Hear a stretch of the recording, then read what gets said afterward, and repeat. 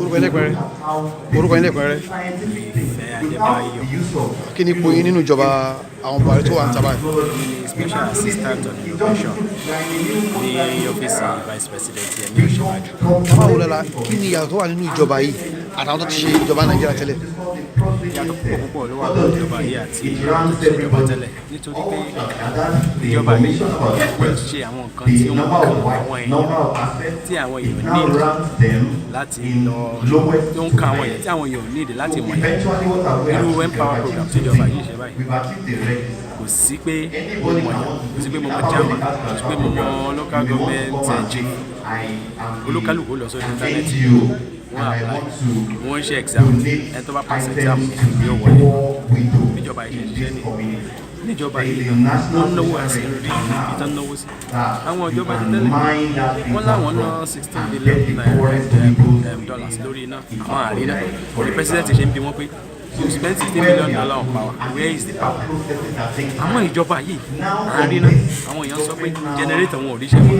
àwọn èèyàn kan wọ́n post sórí íńtánẹ́ẹ̀tì lọ́jọ́ tí wọ́n ní gbogbo drink táwọn fi sí freezer gbogbo ẹ̀ ló ti fọ́ nínú ògò torí freezer ń ṣiṣẹ́ yìí náà lọ gbogbo ẹ̀ ti di ló ti fọ́ nínú ògò nǹkan tá à ń pè ní ìjọba nìyẹn ìjọba tó ń ṣiṣẹ́ ìjọba tó ń ṣiṣẹ́ táwọn èèyàn ní ìtura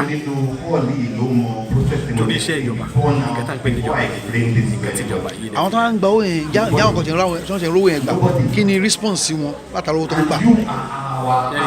inú àwọn èèyàn dùn mo wo fídíò kan ní láìpẹ́ yìí obìnrin kan tó ní ọkọ òun kò lè dìde kò lè rìn tẹ́lẹ̀ àmọ́ ìgbà tí ìjọba Buhari bẹ̀rẹ̀ sí fún wọn ní $5,000 conditional transfer òun lè máa dáná ó ní don't you see baba his skin is fresh if you see baba before he cannot even stand nísìnyí ó lè fọ́ ọ̀pọ̀ lóúnjẹ ó lè fọ́ àwọn èèyàn lóúnjẹ nínú owó yẹn ó tún ń ṣàjọ nínú ẹ̀ àjọ yẹn yóò fi bẹ̀rẹ̀ business tiẹ̀ inú àwọn èèyàn dùn gan àmọ́ ṣé ní oríṣiríṣi nǹkan tí ìjọba yìí ṣe àwọn tán ìjọba ti gbàgbé àwọn tí Nàìjíríà ti gbàgbé ìjọba yìí lọ rí ìjọba yìí dá wọn lóhùn ó sọ̀rọ̀ ní program yìí nípa trader money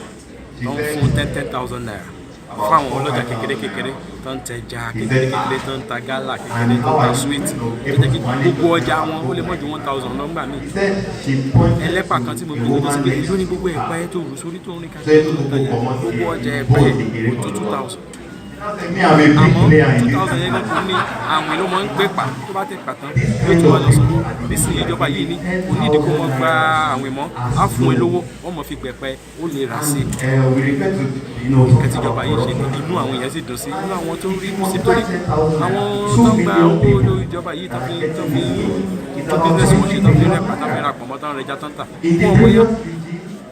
ìjọba ti tẹ́lẹ̀ tó o bá mọ local government chairman o lè rí nǹkan gbà tó o bá ṣe party o lè rí nǹkan gbà mọ́ ìjọba yìí ni àti ẹ̀fẹ́ sọ̀rọ̀ party bóyá o vote bóyá o dìbò fún wa o bóyá tó bá yọ ọmọ orílẹ̀-èdè yìí. you are a Nigerian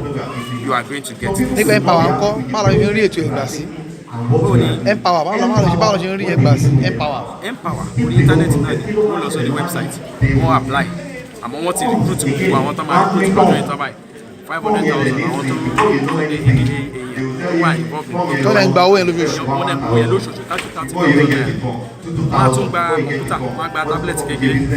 àmọ́ gbogbo wọn kọ́ ló ti rí yẹn gbà àwọn first batch 200,000 ló ti rí yẹn gbà àwọn tó kù tábìlẹ̀tì wọn náà ń bọ̀ lórí tábìlẹ̀tì yẹn material wà ń bẹ̀ láti Cisco láti Microsoft láti Learn Africa tí wọ́n á máa fi train ara wọn tí wọ́n á máa fi build ara wọn so that lẹ́yìn Empower wọn á lè ríṣẹ́ ṣe. kí lè fẹ́ sọ́wọ́n Nàìjíríà 2019 tí ń bọ̀ kí lè fẹ́ sọ fún wọn nípa ìjọba Buhari. 2019 dìbò fún Buhari iṣẹ́ tá a ti bẹ̀rẹ̀ yìí yóò parí ẹ̀ ó ṣe parí ní 2023 iṣẹ́ tá a ṣe lọ́wọ́ ẹ̀ á máa bá a lọ torí the first time a ní gọ́ọ̀mẹ̀ntì tó ń kan àwọn èèyàn directly reach out to sáwọn èèyàn.